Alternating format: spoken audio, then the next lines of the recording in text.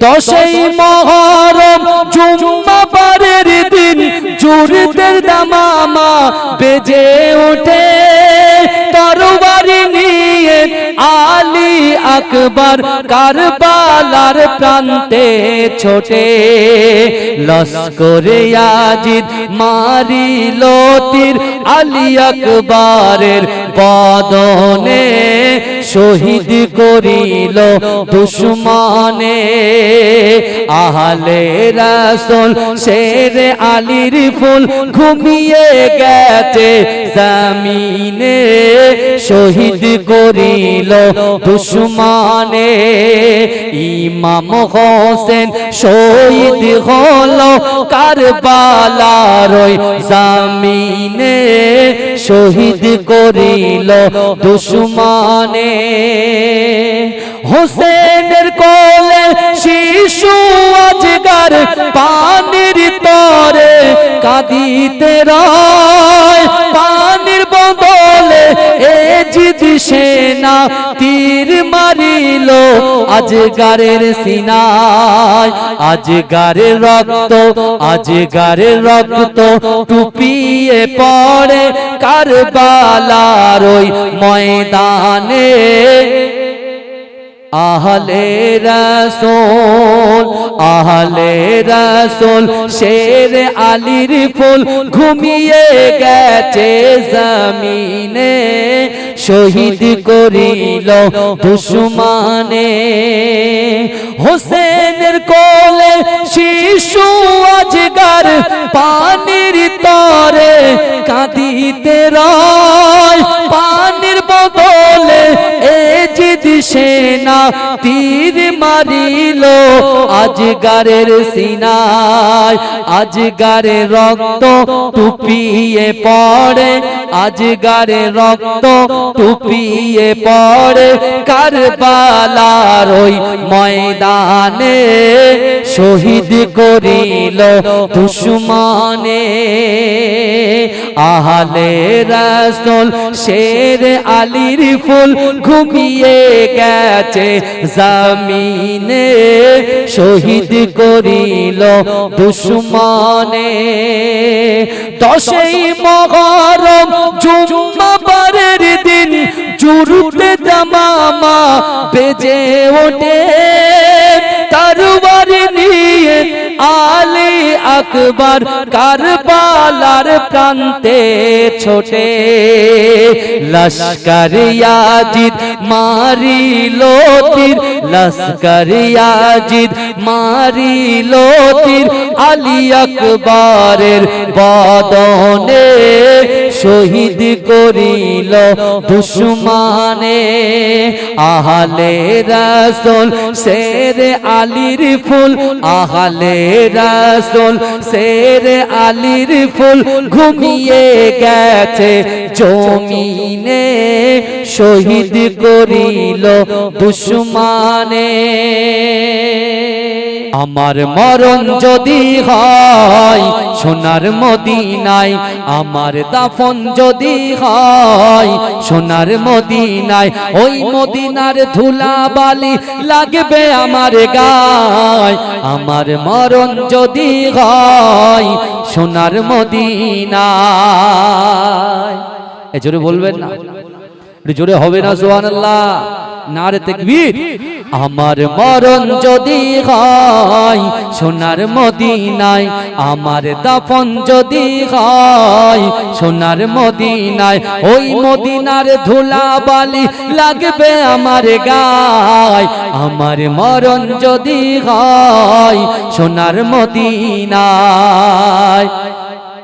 সোনার মদিনায় গিয়ে চুম্ব নবীর পায় সালাম আমি দেব গিয়ে নবীজির রওজায় জোরে বলেন না কত হাজি কেঁদে কেঁদে বলে দয়াময়, মত আমার হয় যেন নবী যে তার সুপারিশ পেলে পরে, তার সুপারিশ পেলে পরে জান্নাত নসিব হয়।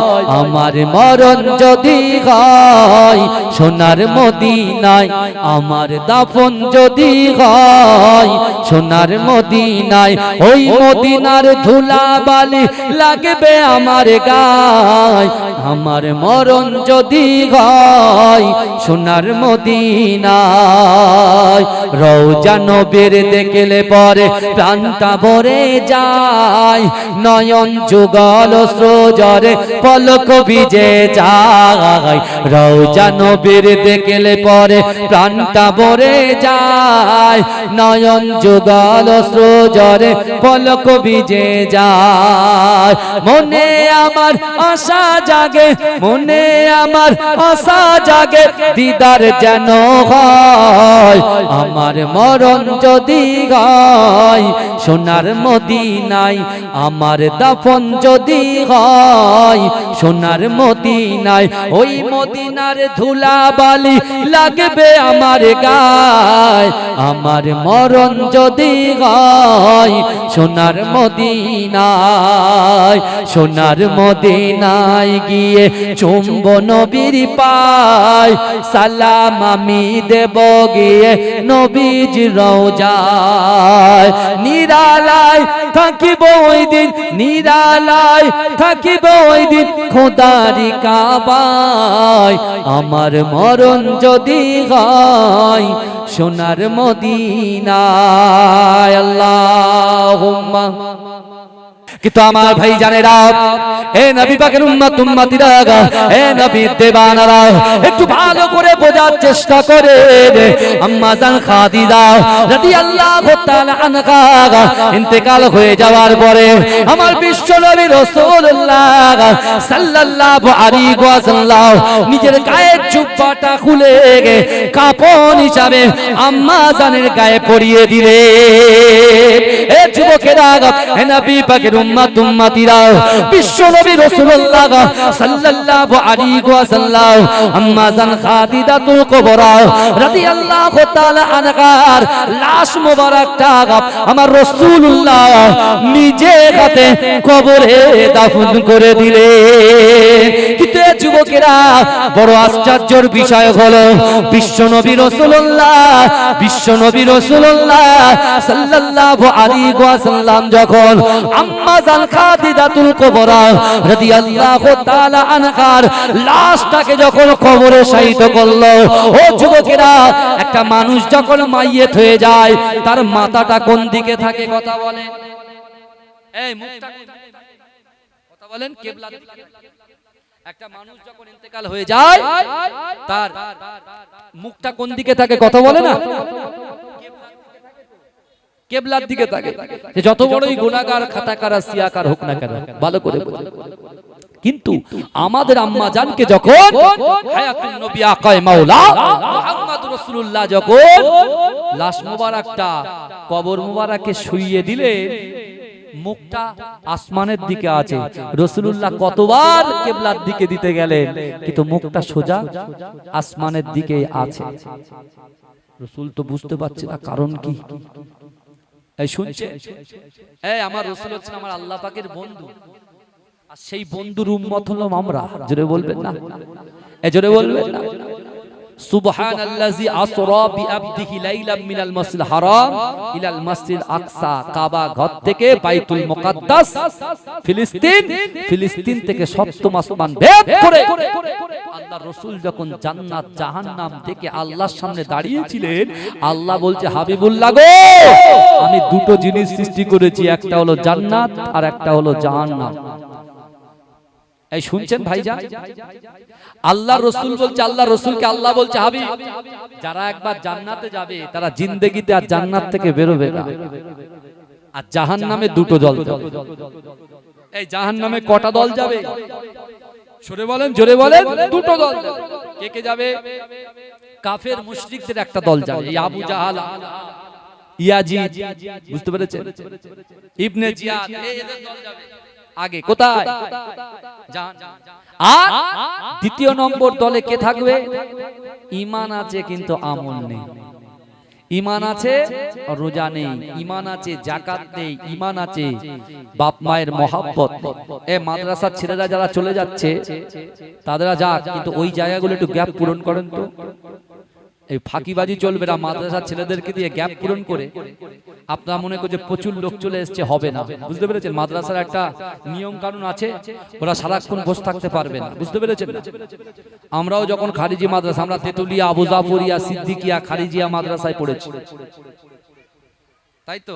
এটা বুঝতে পেরেছেন না? আমার ভাইরা ওরা চলে যাবে, ওদের জায়গাগুলো স্থান পরিবর্তন আর কি পূরণ করেন তো। চলে আসেন এদিকে, কিছু কিছু পিছনের থেকে চলে আসেন, তাড়াতাড়ি চলে আসেন। বারবার ওটাউটি করলে আলোচনায় সমস্যা হয়। বুঝতে পেরেছেন না? জিকির করেন লা ইলাহা ইল্লাল্লাহ, লা ইলাহা ইল্লাল্লাহ। কে ভালোবাসে আবার কেউ ভালোবাসে না, কেউ স্ত্রী হক আদায় করে আবার কেউ হক আদায় করে না। কথা ঠিক বলছি না ভুল বলছি? কথা বলে। কিন্তু আমার ভাই জানেরা, হে নবী পাকের উম্মত উম্মতিরা, হে নবীর দেবানারা, আম্মা জান খাদিজাতুল কুবরা রাদিয়াল্লাহু তাআলা আনহা এত কিছু ইসলামের জন্য করার পরে, তারপরে বিশ্ব নবী রাসূলুল্লাহ সাল্লাল্লাহু আলাইহি ওয়াসাল্লামের সম্মুখে কাবা বাইতুল্লাহ শরীফে কাঁদতে কাঁদতে বলেছিলেন, ইয়া রাসূলুল্লাহ, হাবিবাল্লাহ, আমি আপনাকে তিনটি ওসিয়াত করে যাই। আমি মৃত্যুর পরে, ইয়া রাসূলুল্লাহ, হাবিবাল্লাহ, আমি যখন মৃত্যুবরণ করব, আমি যখন ইন্তেকাল করব, ইয়া রাসূলুল্লাহ, হাবিবাল্লাহ, আমার কাফন দাফনটা, আমার কাফনটা দুনিয়ার কোন বাজার থেকে আপনি খরিদ করবেন না। এ যুবকেরা, হে নবী পাকের উম্মত উম্মতিরা, আম্মা জান খাদিজাতুল কুবরা বললেন, ইয়া রাসূলুল্লাহ, হাবিবাল্লাহ, আমার কাফনটা আপনি দুনিয়ার কোন বাজার থেকে কিনবেন না। ইয়া রাসূলুল্লাহ, হাবিবাল্লাহ, আমি যখন ইন্তেকাল করব, আমার কাফন হিসাবে আপনার গায়ে একটা জুব্বা আমি খাদিজার গায়ে পরিয়ে দিয়ে আমাকে আপনি দাফন করে দেবে।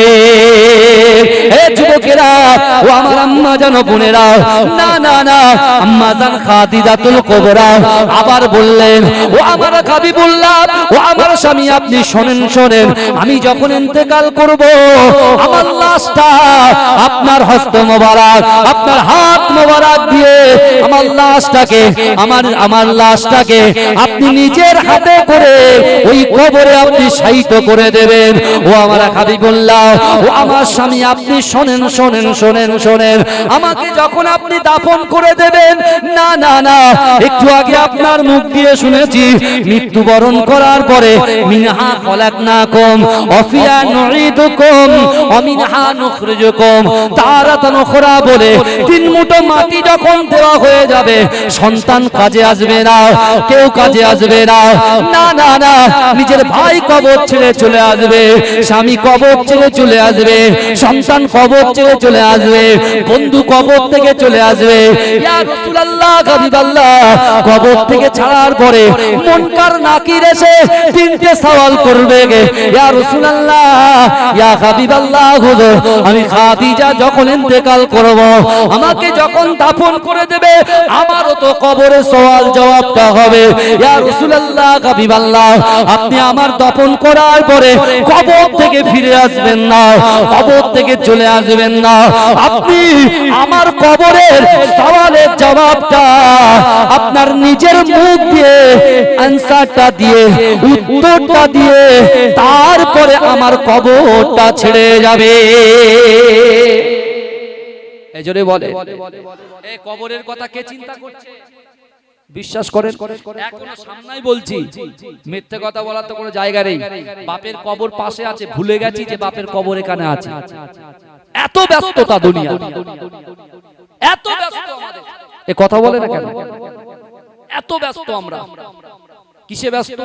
অর্থ সম্পদের লোভে ব্যস্ত। কিন্তু ভাইজান আল্লাহ পাক রব্বুল আলামিন বলছে, বান্দা আমি তো তোমাদেরকে এত ভালোবাসি, এত প্যার করি, এত ইজ্জত দিই, এত সম্মান আমি আল্লাহ তোমাদেরকে দিয়েছি, তোমাদের সম্পদ দিয়েছি, ইজ্জত দিয়েছি, সম্মান দিয়েছি। আমি আল্লাহ তোমাদেরকে এক জায়গা থেকে আরেক জায়গায় স্থান পরিবর্তন করার ক্ষমতা দিয়েছি। বান্দা আমার নিয়ামত তোমরা ভক্ষণ করছো, তুমি কি মনে করছো সারের পাওয়ারে সবজি বাড়ে? এই কথা বলে মেডিসিনের পাওয়ারে মানুষের রোগ ভালো হয়, এটাই আমরা ভাবছি, তাই না? আপনি ইনকাম করছেন, টাকা আপনার ব্যাংক ব্যালেন্স আছে, আপনার ভান্ডারে আছে, আপনার বাড়ির বক্সে আছে, টাকাটা আসছে কি করে? আপনি দুই পায়ে হেঁটে জায়গায় যাচ্ছেন, তো এই জায়গায় যাওয়ার ক্ষমতাটা কে দিচ্ছে? এই কথা বলে না, কে দিচ্ছে? আল্লাহ দিচ্ছে। তাহলে আল্লাহ যদি বলে কুন হও ফায়াকুন, সঙ্গে সঙ্গে হয়ে যায় কি যায় না? আমার আল্লাহর শক্তি বিরাজ করে কি করে না? সারা বিশ্বের জমিনে আমার আল্লাহ পাক 1 মিনিটে সাইজ করতে পারে। এই যুবকেরা বিশ্বাস করো, এই কুল কায়নাত যা দেখতে পাচ্ছি আজকে দুনিয়া রাজা বাদশা আমির হয়ে তারা বড় বড় কথা যারা বলছে, বিশ্বাস করেন আমার আল্লাহ যদি ইচ্ছা করেন 1 সেকেন্ডে মুখটা বন্ধ করে দিতে পারে কি পারে না? কথা বল। কিন্তু যাদের ঈমান দুর্বল তারা সবটাই মেনে নেবে, হ্যাঁ হুজুর, জি হুজুর, হ্যাঁ জি হুজুর। বুঝতে পারছেন না? আর যাদের ভিতরে কবরের ভয় থাকবে, যেটা ভুল তা সেটা ভুল, যেটা ঠিক তো সেটা ঠিক। বুঝতে পারছেন না? ইল্লাল্লাযিনা আমানু ওয়া আমিলুস সলিহাতি ওয়া তাওয়াসাউ বিল হক ওয়া তাওয়াসাউ বিস সাবর। কি বুঝলেন? বুঝতে পারছেন না? সবরের জায়গায় সবর, আর হকের জায়গায় এই কথা বলেন হক কথা। কিন্তু ভাই আমরা টাকা দিলে সব ভুলে যাই, কথা ঠিক না ভুল? কিন্তু চিন্তা করুন, আম্মা জান খাদিজা কটা ওসিয়াত করলেন? 3টি। তা আল্লাহ রাসূল বলছে, খাদিজা কাপড় আমি তোমাকে পরাবো, কোথা থেকে কাপড় আনবো না আনবো সেটা নয়, কিন্তু আমার গায়ে জুব্বা পরে তুমি কি করবে?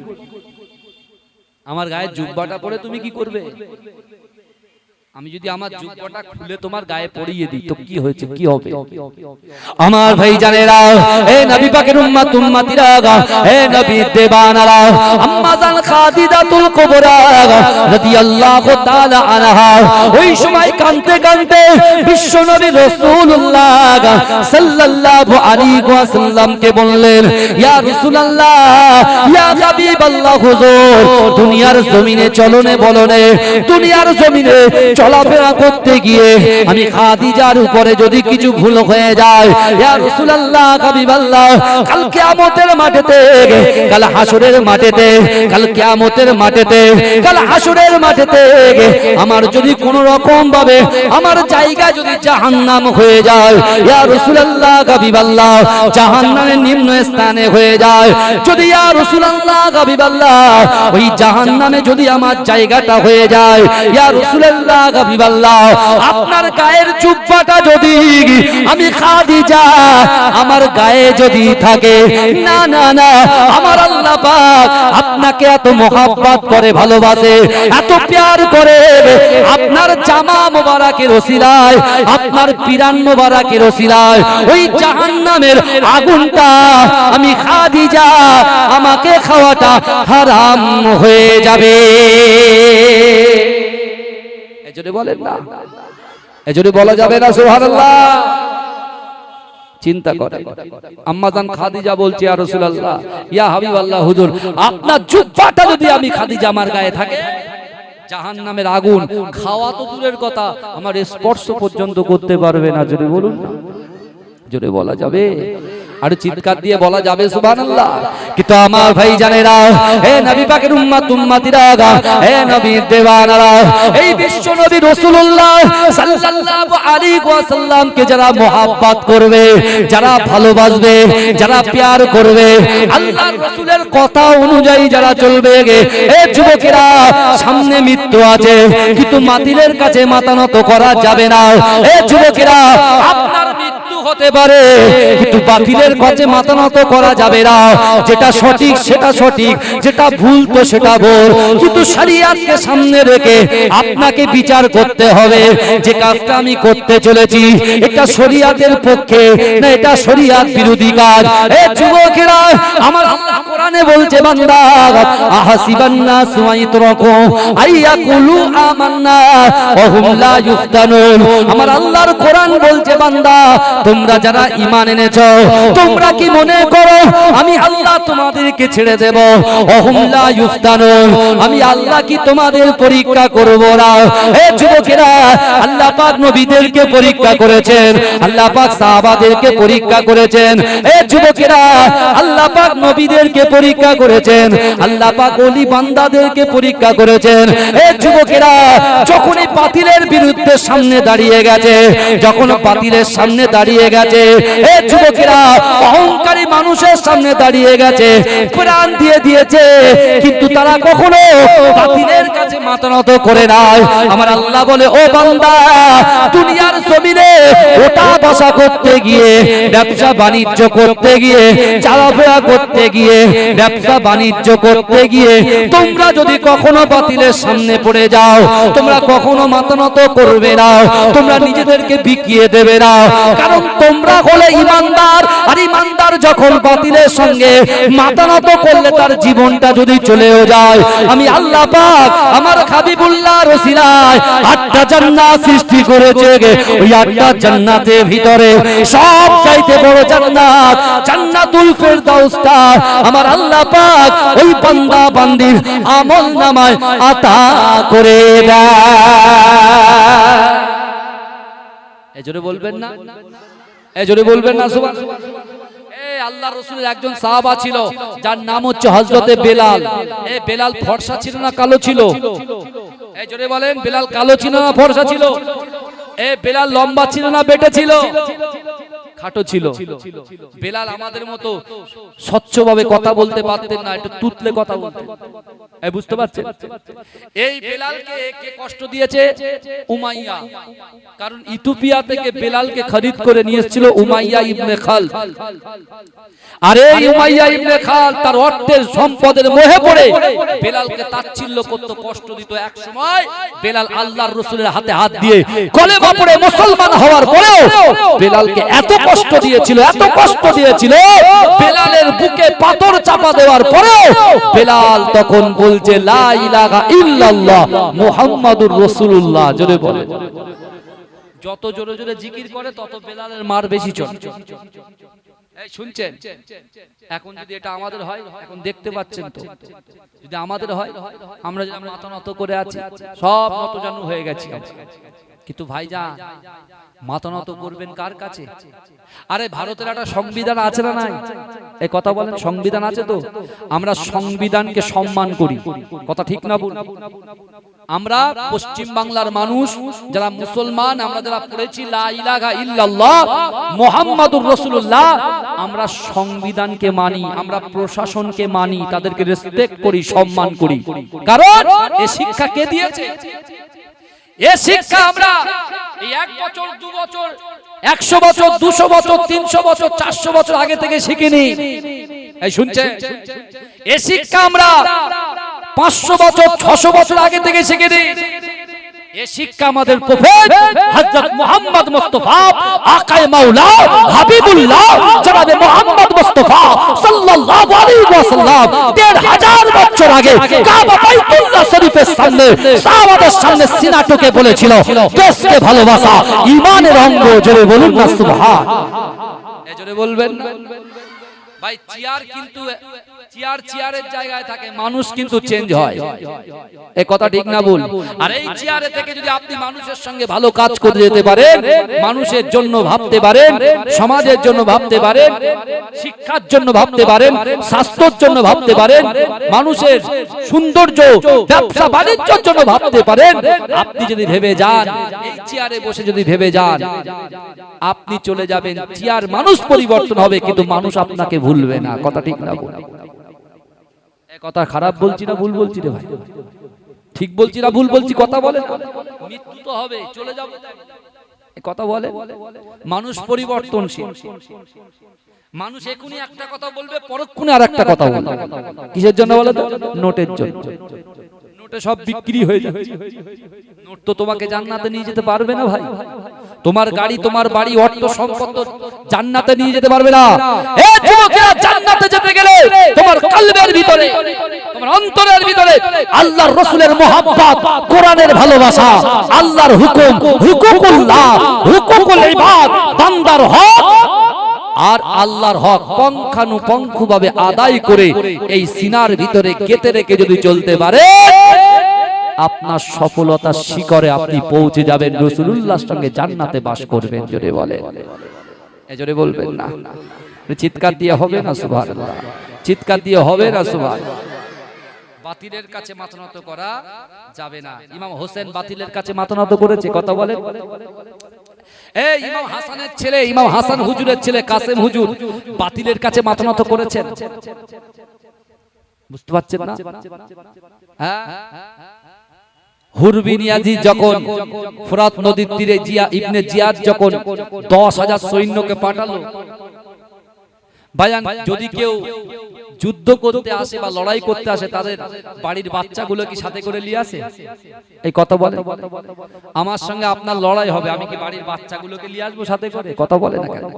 হ্যাঁ, তাই ইমাম হোসেন হুজুর যখন মদিনাতে ছিলেন, যখন ইয়াজিদ ফরমান পাঠালেন যে আমার হাতে বায়াত হতে হবে, ইয়াজিদ শাসক কেমন ছিল? সে বদমেজাজি শাসক ছিল ইয়াজিদ, বুঝতে পেরেছেন? তখন ইমাম হোসেন বলছে আমি যদি ওর হাতে বায়াত হই, তাহলে ও যে কর্মক্রিয়াগুলো করে শরিয়াত বিরোধী, সে কাজ আমারও করতে হবে। এই কথা বলে না? তাহলে আমি যখন করবো তা আমার কিছু ফলোয়ার্স আছে না নাই? এই কথা বলে।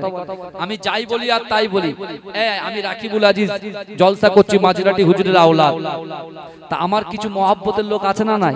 কিছু যুবক, তারা নামাজ পড়ুক চাই না পড়ুক, তারা ভালোবাসে কিনা? বাসে। আমার আব্বা ইন্তেকালের পর থেকে এই জলসা আমি কন্টিনিউ আসছি, আমি এখানে আসি। আজকে হাতিশালার মানুষেরা আমার দাদাকে মহব্বত করেছে, আমার আব্বাকে মহব্বত করেছে, আমাদেরও করছে। ব্যবহার যদি ইয়াজিদের মতো ব্যবহার করি, আর আপনারা আমাদের সাথে মিশবেন? এই কথা বলেন। আমি যদি ইয়াজিদের মতো ব্যবহার করি, আপনারা মিশবেন? কেউ মিশবেন না। বলে ধর পার কর এখান থেকে আগে। আল্লাহ রসুল এই চরিত্র, এই ক্যারেক্টার আমার রাসূলুল্লাহ আমাদেরকে দিয়ে গেছেন 1,500 বছর আগে। আর রাসূল নিজেই বলেছেন দেশকে ভালোবাসা ঈমানের অঙ্গ। আমরা ভারতবাসী, আমরা রাষ্ট্রবাদী মুসলমান। কি বুঝলেন? কেন রাষ্ট্রবাদী মুসলমান কেন বললাম? কেন আমরা ওপার থেকে আসি, আমরা জন্ম কিন্তু এখানে। বুঝতে পেরেছেন? আর আপনি চিন্তা করুন, আল্লাহ বলছে যে একজন ইমানদার ব্যক্তি যখন বাতিলের সামনে পড়ে যাবে, সে তার নিজের কথা, তার সন্তানের কথা, তার পুত্রের কথা, তার স্ত্রীর কথা, তার পরিবারের কথা সে যদি মনে না করে, আমি আল্লাহর একত্ববাদের কথা, আমার হাবিবুল্লাহর কষ্টের কথা মনে করে যদি সে বাতিলের কাছে যদি সে জীবনটাও যদি চলে যায়, আমি আল্লাহ তাকে পুরস্কৃত করব। জোরে বলে। তুমি হয়তো তোমার ছেলে কষ্ট পাবে, তোমার বাচ্চা কষ্ট পাবে, তোমার সন্তান কষ্ট পাবে, কিন্তু আমি আল্লাহ তোমার পুরস্কার দেব। কি দেব? বেলাল হুজুর যখন বেহুশ হয়ে যেতেন, এই উমাইয়া ইবনে খালফের 7 মৃত্যু না, 7 একেবারে 7। তখন ওই অবস্থায়, বেহুশ অবস্থায় বেলালের পায়ে দড়ি বেঁধে, এই শুনছেন, উটের উপরে উটের পায়ে বেঁধে দিয়ে ছেড়ে দিতেন। বড় বড় পাথরে বেলালের ওই বেহুশ অবস্থা যখন লাগতো, আর বেলাল বলতো কুল হুয়াল্লাহু আহাদ আল্লাহুস সামাদ লাম ইয়ালিদ ওয়া লাম ইউলাদ ওয়া লাম ইয়াকুল লাহু কুফুয়ান আহাদ। জোরে বলুন আল্লাহ এক, আল্লাহ এক, আল্লাহ এক। জোরে বলুন না। কিন্তু আমার ভাই জানেরা, এ নবী পাকের উম্মত উম্মতিরা, এ নবী দেওয়ানারা, আল্লাহর রাসূলের মহব্বতে সাহাবা হযরত বেলাল যখন এমন ভাবে উমাইয়া ইবনে খালফের কাছে অত্যাচার হচ্ছে, অত্যাচারিত হচ্ছে, এ যুবকেরা, একটা টাইমে উমাইয়া ইবনে খাল বেলালকে পরাস্ত করতে পারল না, বেলালের মাথাটাকে নোয়াতে পারল না। ওই সময় উমাইয়া ইবনে খাল বলেছিল, এ বেলাল যা যা যা, তোকে তোকে কিছুক্ষণের জন্য আমি ছেড়ে দিলাম, তোকে কিছুক্ষণের জন্য ছেড়ে দিলাম, তুই আমার কাছে আবার হাজির হয়ে যাবে। ও যুবকেরা, বেলালকে যখন ছাড়া হলো, বেলালের কলিজার ভিতরে, বেলালের অন্তরের ভিতরে, বেলালের কলবের ভিতরে আল্লাহর ভয় এত ছিল। এ যুবকেরা, বেলালের মনের খয়েশ ছিল জিন্দেগি জীবনের একটা বার কাবা শরীফটা তওয়াফ করব, কাবা শরীফের ভিতরে ঢুকবো, কাবা শরীফটা তওয়াফ করব। এ যুবকেরা, উমাইয়া ইবনে খালদ যখন বেলালকে ছেড়ে দিলেন, ওই সময় বেলাল নিয়ত করলেন, আমি এই অবস্থায় কাবা বাইতুল্লাহ শরীফে চলে যাব, আমার গায়ের থেকে রক্ত ঝরে, আমার জামাগুলো ছিঁড়ে যায়। এ যুবকেরা, বেলাল হুজুর আল্লাহর ঘর কাবা বাইতুল্লাহ শরীফে প্রবেশ করে তওয়াফ করতে লাগলেন। লব্বাইক আল্লাহুম্মা লব্বাইক, লব্বাইক আল্লাহুম্মা লব্বাইক, লব্বাইক লা শারীকা লাকা লব্বাইক, ইন্নাল হামদা ওয়ান নি'মাতা লাকা ওয়াল মুলক লা শারীকা লাক, লব্বাইক আল্লাহুম্মা লব্বাইক, লব্বাইক লা শারীকা লাকা লব্বাইক, ইন্নাল হামদা ওয়ান নি'মাতা লাকা ওয়াল মুলক লা শারীকা লাক। এ যুবকেরা, নবী পাকের উম্মতিরা, বেলাল হুজুর যখন কাবা শরীফটা তওয়াফ করে, ওই সময় এ যুবকেরা, আগেও আবু জাহল কাবা শরীফ তওয়াফ করত, আগে কাফেররাও কাবা শরীফ তওয়াফ করত। এ যুবকেরা, বেলাল হুজুর যখন কাবা শরীফ তওয়াফ করে, আবু জাহল কাবা শরীফ তওয়াফ করছিল। আবু জাহলের সঙ্গে বেলাল হুজুরের যখন সাক্ষাৎ হয়ে যায়, ওই সময় আবু জাহল বলছে, হে বেলাল তুমি দাঁড়িয়ে যাও, বেলাল তুমি দাঁড়িয়ে যাও, বেলাল তুমি দাঁড়িয়ে যাও।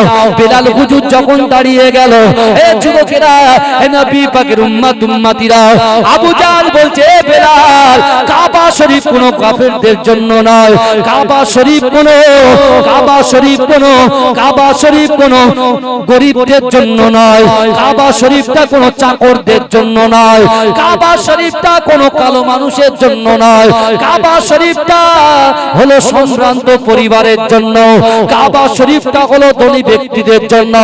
এ বেলাল শোনো শোনো, তুমি তো উমাইয়া ইবনে খালফের গোলাম, তুমি এই কাবা শরীফটা দ্বিতীয় দিন থেকে আর তওয়াফ করতে আসবে না।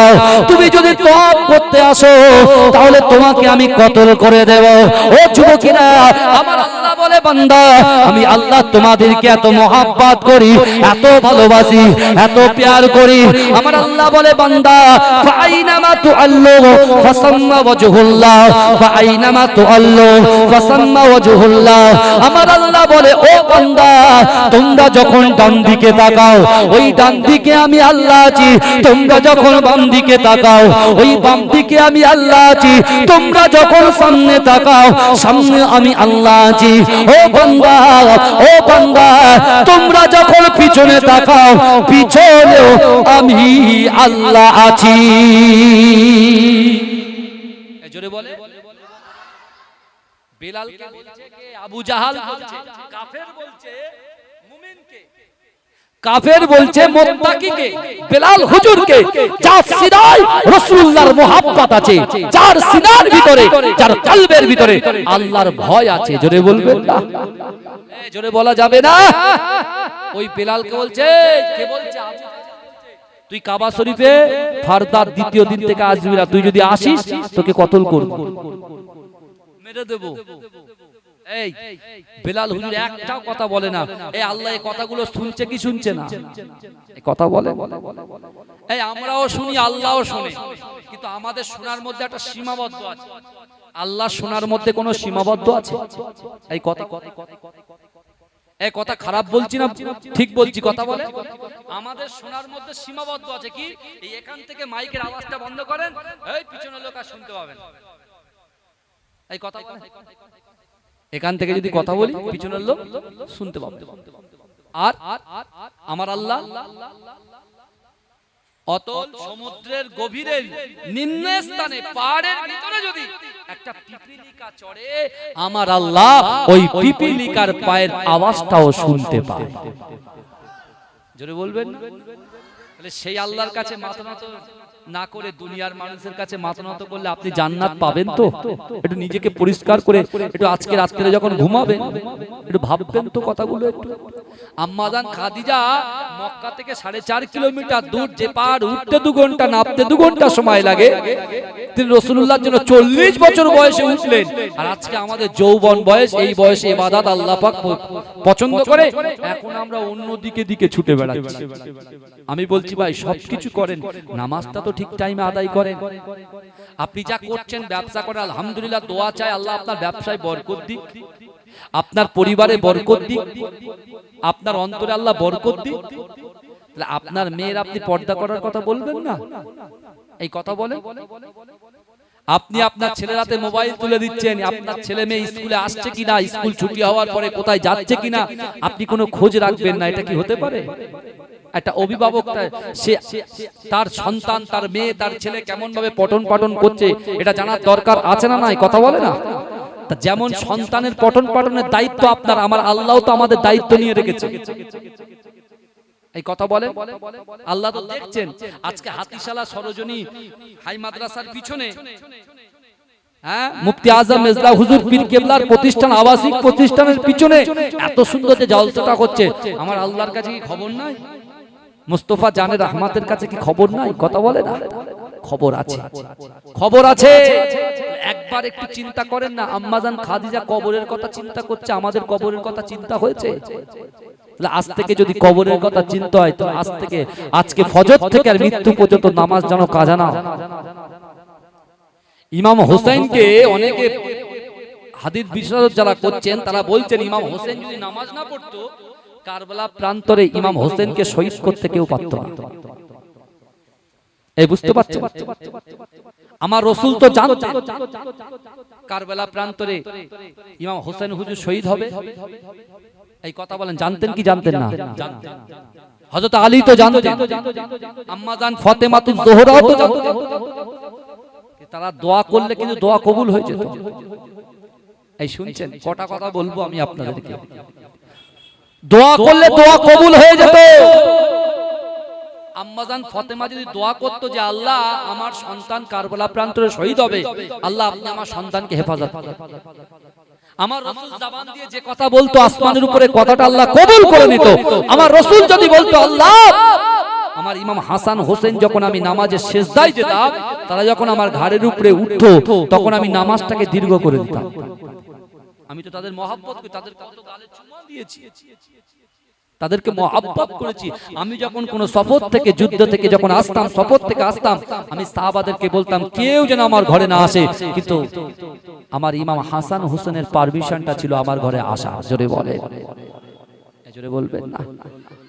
আমার ভাইরা চিন্তা করেন, ভাবেন, আপনি ভাববেন আর আল্লাহর কাছে দোয়া করবেন, আল্লাহ তো কবুল করবেন। কথা বলেন, এটা দরুদ শরীফ পড়েন। আল্লাহ দরুদ শরীফ, আল্লাহুম্মা।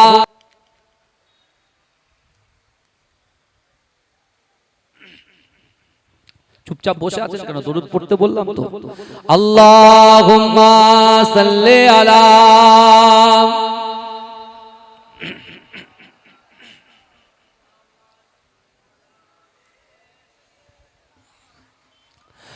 আহলে রাসূল শেরে আলীর ফুল ঘুমিয়ে গেছে জমিনে, শহীদ করিল দুশমনে। কথাগুলো ভালো করে শোনে। আহলে রাসূল শেরে আলীর ফুল ঘুমিয়ে গেছে জমিনে, শহীদ করিল দুশমনে। আহলে রাসূল শেরে আলীর ফুল ঘুমিয়ে গেছে জমিনে, শহীদ করিল দুশমনে।